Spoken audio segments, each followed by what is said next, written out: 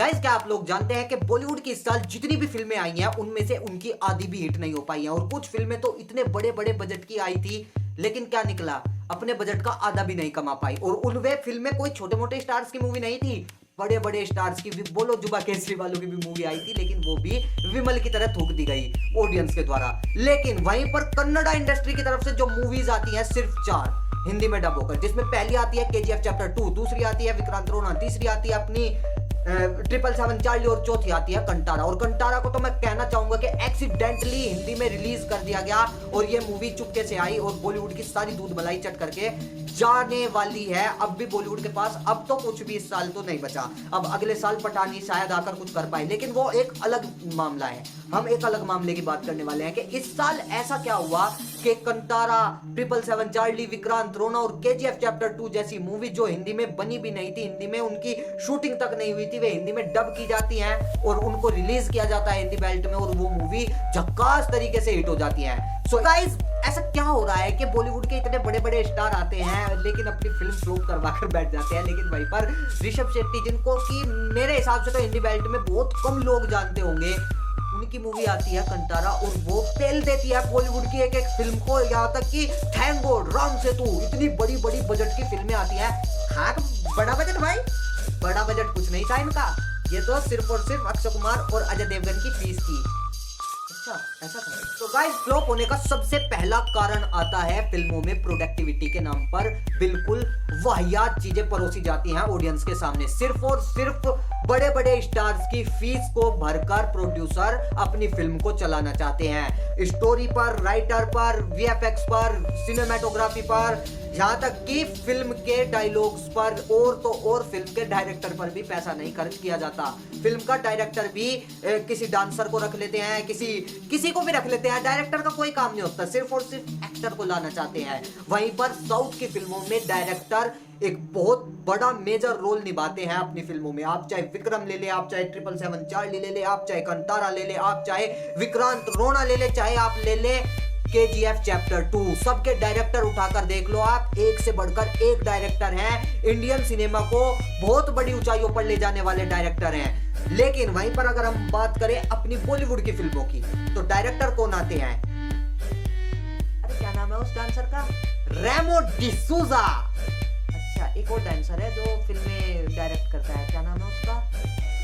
प्रभुदेवा। प्रभुदेवा। और कौन करता है? नाम भी नहीं याद आते उनके। दूसरी सबसे बड़ी चीज है, ये अपनी ऑडियंस का सारा जो इनका विश्वास था वो सब खो चुके हैं ये।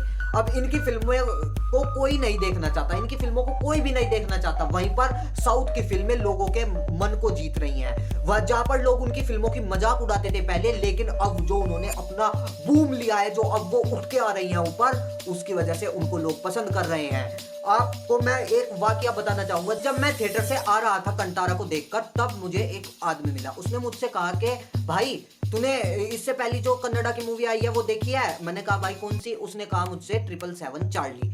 फिर भाई मैंने उसको बताया कि हाँ भाई मैंने देखी है, पर वो हमारे यहाँ पर नहीं लगी थी, मैंने उसको बहुत दूर जाकर देखा था। लेकिन गाइस, फिर उसने मुझसे कहा भाई और कोई मूवी है इनकी जो इतनी अच्छी हो, जो इस लेवल पर इन्होंने बनाई हो, कंतारा के लेवल पर? तब मैंने उसको सजेस्ट कर दी थी उली दबारू कन्नंते। तो गाइस, ये लोगों के बीच में अब एक्साइटमेंट बढ़ रही है इनकी मूवी को लेकर। ये लोग क्यूरिसाइज हो रहे हैं कि कोई मूवी बताए हमको, हम देखना चाहते हैं साउथ की मूवी का और माल, हम साउथ इंडस्ट्री का और माल देखना चाहते हैं। लेकिन वहीं पर बॉलीवुड की फिल्मों के लिए क्यूरियोसिटी बिल्कुल घटती जा रही है, लोग बिल्कुल भी देखना तक नहीं चाहते इनकी मूवी को। वही ब्रह्मास्त्र जैसी मूवी को भी लोग कह देते हैं क्या बकवास बना दिया है। और सच में अगर आप स्टोरी की बात करेंगे ना, तो कोई खास स्टोरी नहीं है ब्रह्मास्त्र मूवी की। लेकिन वहीं पर अगर हम देखते हैं कंतारा, 16 करोड़ का बजट, कितनी गजब की कहानी, कितनी गजब की सिनेमेटोग्राफी, कितने गजब का पूरा प्लॉट, सब कुछ एक से बढ़कर एक रखा गया है। पर वहीं पर अगर हम देखें ब्रह्मास्त्र, वहीं पर अगर हम देखें राम सेतु, वहीं पर अगर हम देखें थैंक गॉड, भाई वीएफएक्स के नाम पर लूट लिया जाता है पब्लिक को, वीएफएक्स के नाम पर उनसे पैसे ले लिए जाते हैं, लेकिन उनको दिखाया कुछ भी नहीं जाता। अब हम पूछेंगे कि इन सब चीजों का इलाज क्या है? अब क्या करें कि ऑडियंस के बीच में इनका और थोड़ा सा जो विश्वास बिल्कुल खत्म होता जा रहा है उसको थोड़ा बहुत बचाया जा सके, उसको थोड़ा सा और स्टैब्लिश करा जा सके? तो उसका एक ही इलाज है, उसका इलाज है डायरेक्टर। के ऊपर पैसा खर्च करें, राइटर के ऊपर पैसा खर्च करें, स्क्रीन प्ले के ऊपर पैसा खर्च करें, ना कि बड़े बड़े स्टार्स के ऊपर। आप अगर बड़े स्टार्स को पैसा दे भी रहे हैं, आप दें उसको 150 करोड़ दे, 200 करोड़ दे, जितने वो मांग रहा है उतने उसको दें, लेकिन फिर उसको कहें कि 40 दिन में हमारी मूवी मत खत्म करें, हमें पूरा टाइम दे। एक्टर्स को इनको अपने आड़े हाथों लेना पड़ेगा, वरना एक्टर्स की मोनोपोली के चक्कर में पूरा बॉलीवुड खत्म हो जाएगा। अब डायरेक्टर्स के ऊपर पैसा खर्च करना पड़ेगा, राइटर्स के ऊपर पैसा खर्च करना पड़ेगा, और ये बात प्रोड्यूसर्स को सोचनी चाहिए। इसमें हम एक्टर्स को भी कुछ नहीं कह सकते, भाई उनका काम है, वो पैसे ले लेंगे, अपनी एक्टिंग करके देंगे, लेकिन वहीं पर उनसे एक्टिंग करवाना डायरेक्टर का काम होता है, वहीं पर उनसे एक्टिंग करवाना प्रोड्यूसर का काम होता है। अगर प्रोड्यूसर चाहे तो 40 दिन की जगह 80 दिन भी काम करना पड़ेगा एक्टर को, लेकिन अगर वहीं प्रोड्यूसर ही ना चाहे कि एक्टर हमारी फिल्म में 40 दिन से ज्यादा काम ना करे, तो फिर वो तो बात अलग हो जाती है। और लोग क्रिटिसाइज करते हैं पृथ्वीराज के लिए अक्षय कुमार को, वहां पर हमें क्रिटिसाइज प्रोड्यूसर्स को करना चाहिए कि प्रोड्यूसर्स क्यों नहीं ध्यान रखते अपनी मूवी का, क्यों एक मूवी को इतने आनंद फानंद में खत्म कर दिया जाता है, क्यों 40 और 80 दिन में हम मूवीज को खत्म करके ये दिखा देते हैं कि हमने बहुत जल्दी पिक्चर खत्म कर ली। वहीं पर अगर आप उस मूवी को टाइम दे, उसको उसके एक्टर को टाइम दे, उसको सब कुछ टाइम दे, तो मूवी खूब निखर कर आती है। सो इन दी एंड मैं तो बस इतना कहना चाहूंगा कि बॉलीवुड को अब अपने डायरेक्टर्स के ऊपर काम करना चाहिए, अपनी स्टोरी के ऊपर काम करना चाहिए, वरना ऐसे ही साउथ इंडस्ट्री की तरफ से एक दिन ऐसा आएगा कि बॉलीवुड की कोई भी मूवी नहीं चल पाएगी। मोनोपोली अब आगे साउथ इंडस्ट्री की आने वाली है, जिसका पहले लोग मजाक उड़ाते थे, अब उसको लोग प्रेज कर रहे हैं। धीरे धीरे अब वो इंडस्ट्री डोमिनेट करेगी पूरे इंडिया पर। पूरी जितनी भी लैंग्वेज बोली जाती है उन सब लैंग्वेज में अब मूवी डब्ड होकर आएंगी, पूरे इंडिया में छा जाएंगी।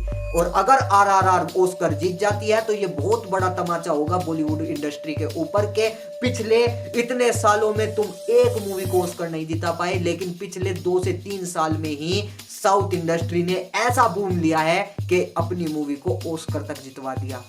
So thank you for watching my video. धन्यवाद। जय हिंद, वंदे मातरम। और अगर ये वीडियो अच्छी लगी हो तो इसको लाइक करें, चैनल को सब्सक्राइब करें, वीडियो को।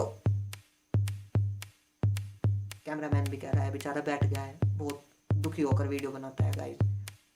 रिमोट वाले कैमरे का भी जुगाड़ करना है। प्लीज गाइस सब्सक्राइब कर दो, वीडियो को शेयर भी कर दो, लाइक भी कर दो, देखो बेचारा कमेंट भी कर दो। ए भाई आना, मेरे को नहीं आना, ए भाई मेरे को नहीं आना, मेरे को नहीं आना, आ जा नहीं आना। देखो बेचारा मूवी नहीं दिखा रहा है गाइस, प्लीज गाइस सब्सक्राइब कर दो। So thank you for watching my video. धन्यवाद। जय हिंद, वंदे मातरम।